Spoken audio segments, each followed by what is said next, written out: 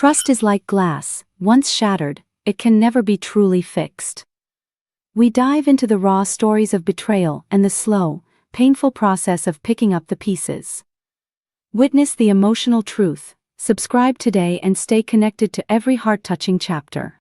The call came on a Wednesday morning while I was still in my pajamas, standing at the kitchen counter waiting for the coffee to finish. It was my mother-in-law. Not my husband. My mother-in-law. "Honey," she said, and her voice had that particular quietness to it. The kind that isn't calm at all, the kind that's been wrung dry. "I just wanted to make sure someone was coming for your father's birthday on Saturday. I hadn't heard anything from Nolan, so I thought I'd reach out to you directly." I set down my mug. "What do you mean you hadn't heard from Nolan?" I asked. "He told me he was handling it. He said he had the whole weekend planned." There was a pause on the other end of the line. Not a short one.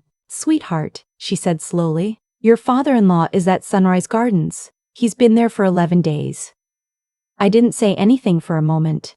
I genuinely did not understand what she was telling me. "I'm sorry, what is Sunrise Gardens?" "It's a care facility," she said. "In Millbrook, about 40 minutes from the house." I remember exactly what I did after I hung up the phone.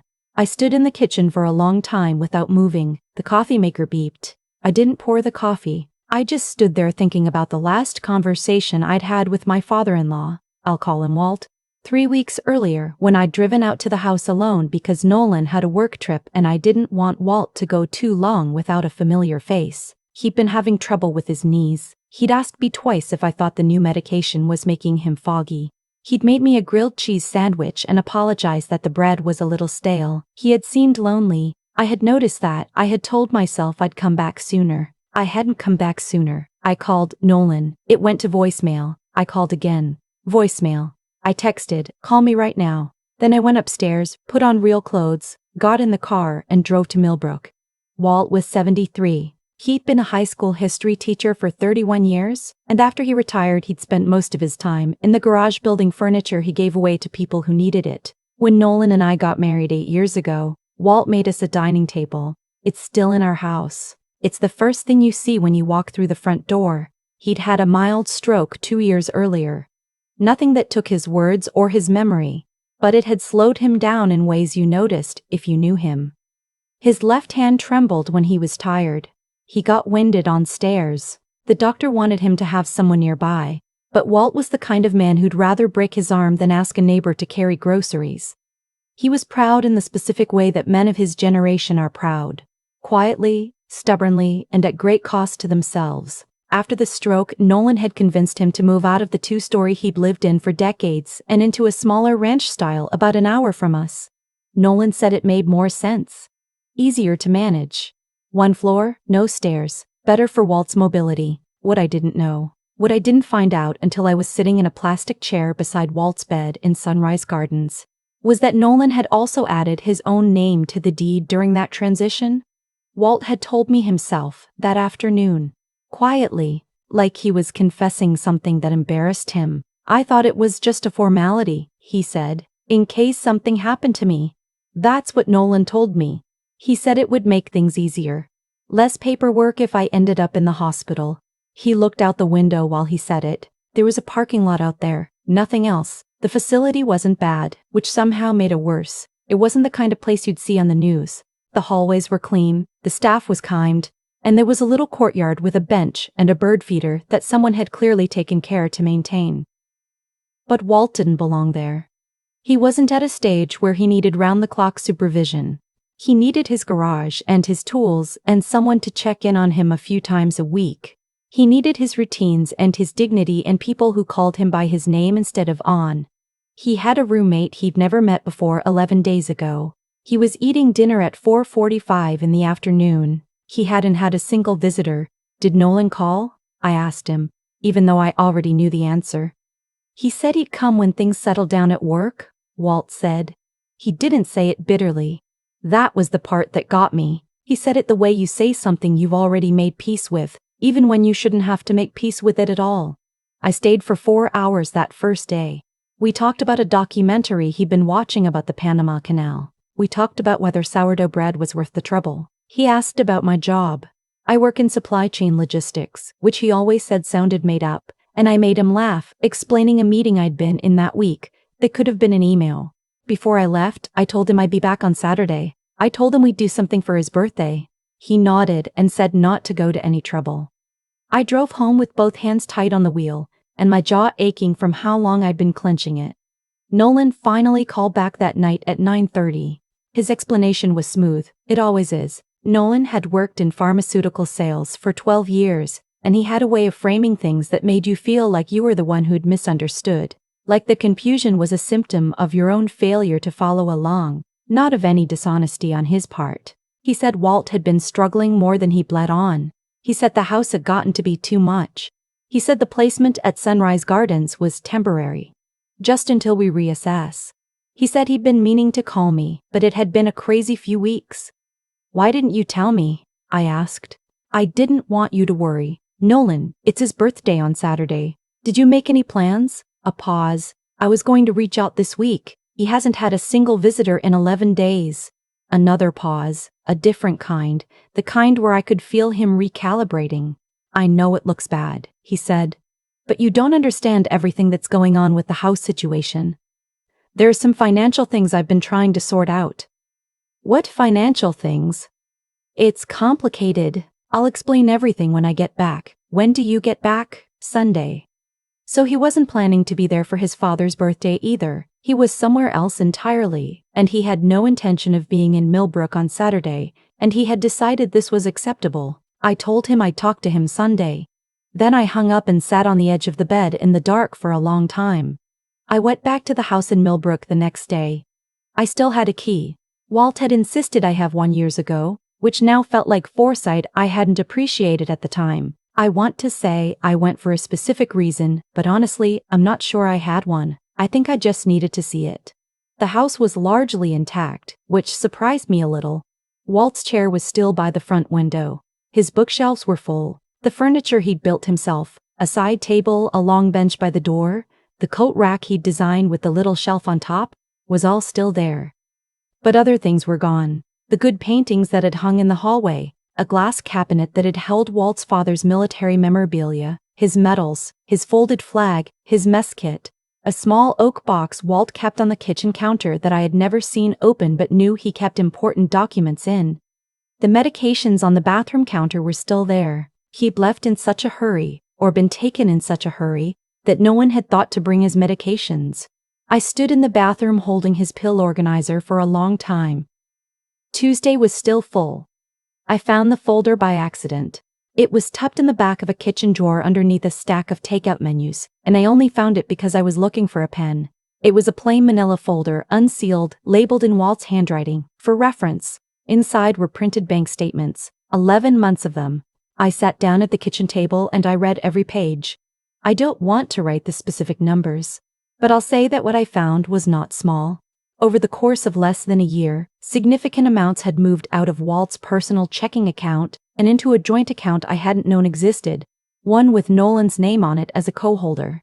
The transfers were regular. They were timed in a way that suggested familiarity with the account, with the patterns, with exactly how much could move without triggering anything that would require explanation. There were also withdrawals. Cash. Multiple times. Amounts that didn't correspond to anything I could identify in Walt's daily life. And there was a single printed email, tucked behind the bank statements, from a real estate agent. It was addressed to Nolan, not to Walt. It referenced the property in Millbrook. It used the phrase, "Once the current occupant has been relocated." I read that sentence 4 times. Once the current occupant has been relocated. Walt was the current occupant. Walt was 73 years old and he had built half the furniture in that house with his own hands, and he had lived there for 2 years, and his name was still technically on the deed, and someone had written an email referring to him as the current occupant. I put everything back in the folder. I put the folder in my bag. I drove home and I called a lawyer. The lawyer I found, I'll just call her my attorney, had a practice that focused on elder financial abuse. I hadn't known that was a specialty that existed. I do now. She met with me the next afternoon. I laid out everything I had, the bank statements, the email, the timeline, the deed situation, everything Walt had told me in that plastic chair by the window. She listened without interrupting. When I finished, she was quiet for a moment, and then she said, "This is not the first time I've seen this. It won't be the last. But what you have here is more documented than most. She explained my options carefully. She explained Walt's options more carefully.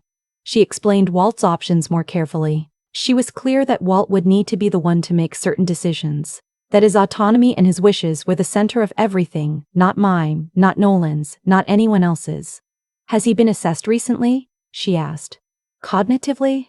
I don't think so, I said. Not formally. That's something we should establish early, she said, because there are going to be people who try to argue otherwise. I knew who she meant. I went back to Sunrise Gardens on Friday, the day before Walt's birthday. I brought coffee and a box of the chocolate-covered pretzels I'd learned he liked years ago when he mentioned them once, and I'd filed it away without knowing why. I told him I wanted to talk to him about something, and that he didn't have to do anything he didn't want to do, and that whatever he decided I would support. I told him what I'd found. He didn't look surprised. That was the first thing I noticed. He didn't look surprised the way you'd expect someone to look if they were hearing difficult information for the first time.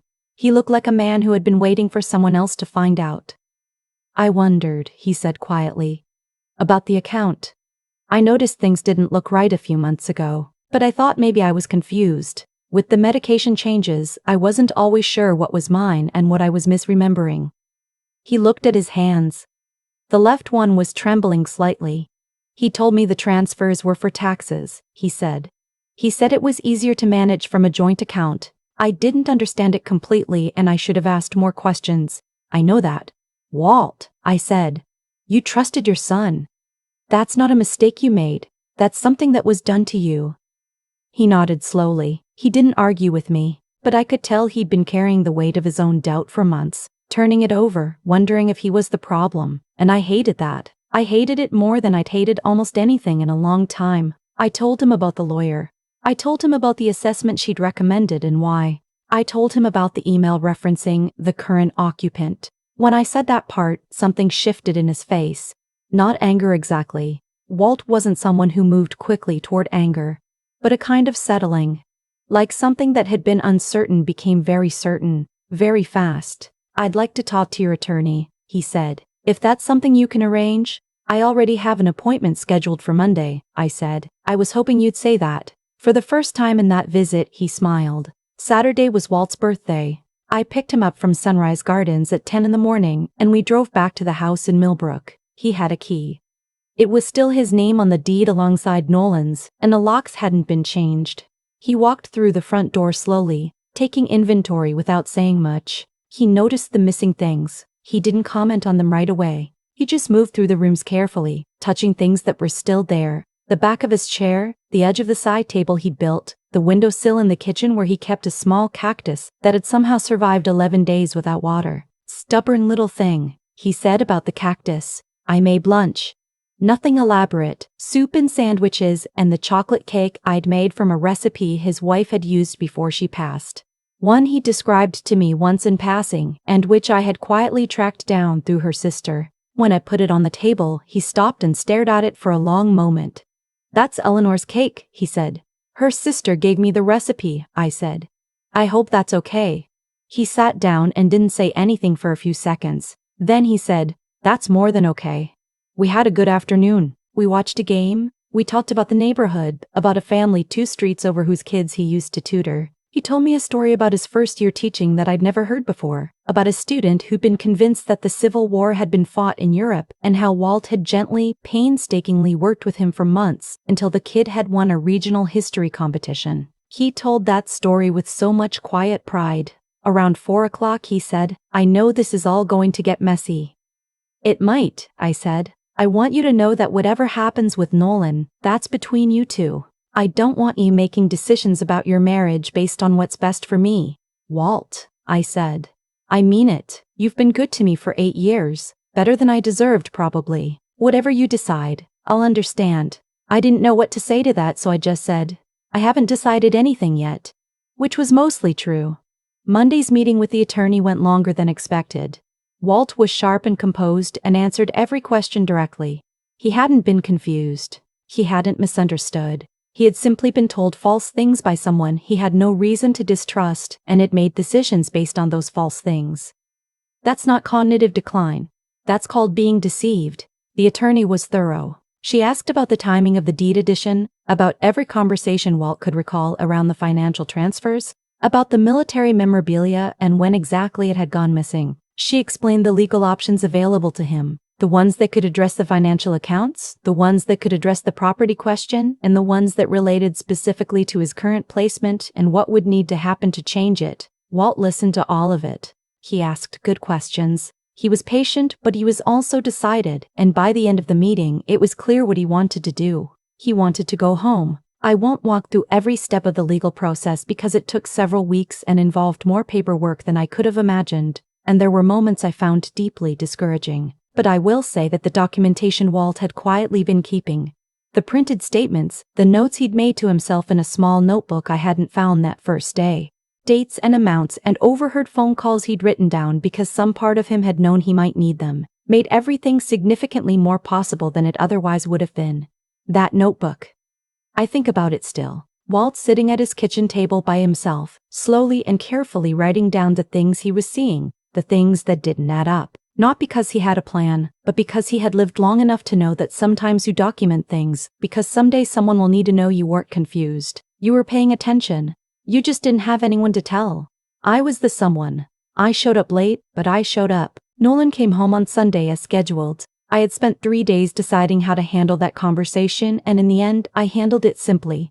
I told him what I knew. I didn't yell. I had the documents on the table when he walked in, and I let him look at them before I said anything. Because I wanted to watch him decide how to respond with full information in front of him. He chose denial first. Then he chose reframing, the old familiar recalibration, the smooth insistence that I was misinterpreting, that there were tax reasons, that the real estate email was exploratory not definitive, that moving his father to Sunrise Gardens had been a genuine attempt to get him better care. I listened to all of it. Then I said, "Your father has retained an attorney." That was the sentence that ended the reframing. What followed was ugly in the way those things are ugly. Not dramatic, not loud, just two people in a kitchen finally being honest with each other after a very long time of not being honest and discovering that the honesty, while necessary, didn't actually fix anything. There are things you can document and address legally. There are things you can't undo. A marriage is its own kind of inventory, and when you start cataloging what's actually there, sometimes the count comes out lower than you were telling yourself. I'm not going to write about the end of my marriage here. That part is mine. Walt moved back to the house in Millbrook 6 weeks after his birthday. It took time to establish what needed to be established, to unwind what needed to be unwound, to address the accounts and the deed and the documentation the attorney had helped compile. I won't pretend it was simple, or that the process didn't cost him something. It did. That period was hard on him in ways I couldn't fully absorb, but he went home.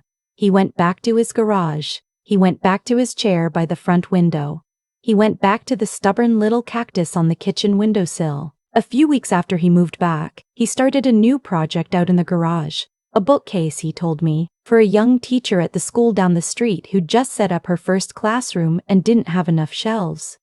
He made me promise to come for Thanksgiving. I told him I'd bring the chocolate cake. Use Eleanor's recipe, he said. Obviously, I said. The thing I keep coming back to isn't the money or the paperwork or even the legal process. It's the image of Walt sitting in that room at Sunrise Gardens, watching a parking lot through the window, having told himself some version of he'll come when things settle down enough times that he'd made a kind of peace with it. He deserved so much more than peace with it. He deserved so much more than peace with it. He deserved someone at the door. He deserved someone who showed up when they said they would, who asked how the new medication was making him feel, who noticed that Tuesday's pill organizer was still full. He deserved the cake and the afternoon and the game and the story about the student who won the history competition. He deserved all of it as a baseline, not as something that took a crisis and a lawyer and 6 weeks of paperwork to arrange. I can't undo the 11 days. I can't undo the 3 weeks before them, when I told myself I'd come back sooner and then didn't. What I can do, what I did, was show up when the call came in at 9 in the morning while I was standing in my kitchen waiting for coffee, when the voice on the other end had that particular quietness that isn't calm at all. I answered. Sometimes that's the thing.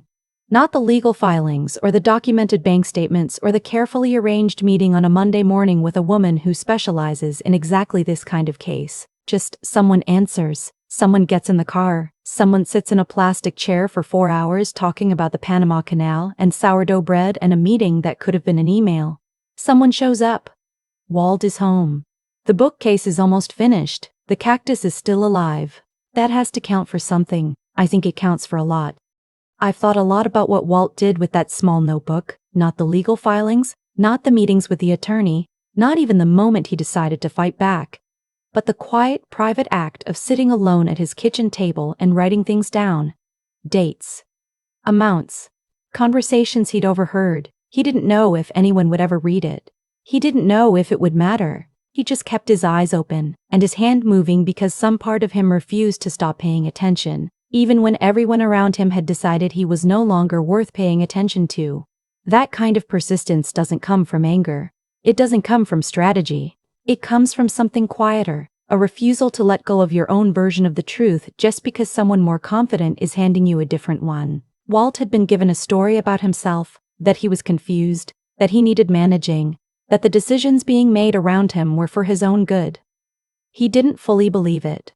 He couldn't prove it wasn't true, so he wrote things down and he waited. I think about that when I consider what happened to Nolan.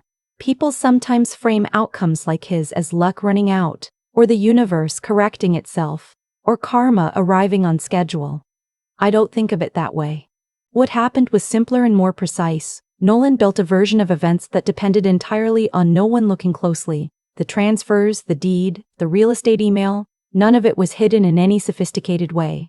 It was all just sitting there, one kitchen drawer away from anyone who cared enough to open it. The whole structure required everyone in Walt's life to stay incurious, to stay at a comfortable distance, to accept the smooth explanations without pressing. The moment someone pressed, it came apart. That's the thing about choices made at the expense of someone's trust. They don't accumulate quietly. They sit in folders, in bank statements, in pill organizers still full on a Tuesday. They wait, and eventually someone who loves the person you've been underestimating shows up and finds them. I wasn't a hero in this story. I want to be clear about that. I was someone who answered a phone call and got in a car, which sounds simple. Until you've been in a situation where the simple thing costs you something. It cost me something. I knew when I sat across from Nolan with those documents on the table that I wasn't just confronting what he'd done to his father. I was confronting what I'd been willing to not see in my own house for years. That's uncomfortable. Sitting with that discomfort, not explaining it away, not letting the smoother version of events win. That took something. I don't say that for credit. I say it because I think that's the actual work, not the dramatic moments. The quiet refusal to look away. Walt is back in his garage. The bookcase is finished.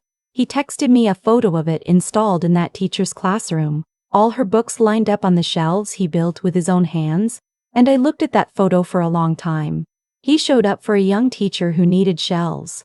I showed up for him when he needed someone at the door. That's how it works, I think.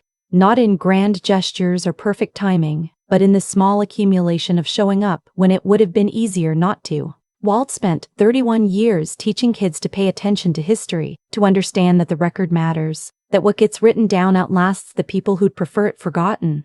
He taught me something too, just a little later than the others.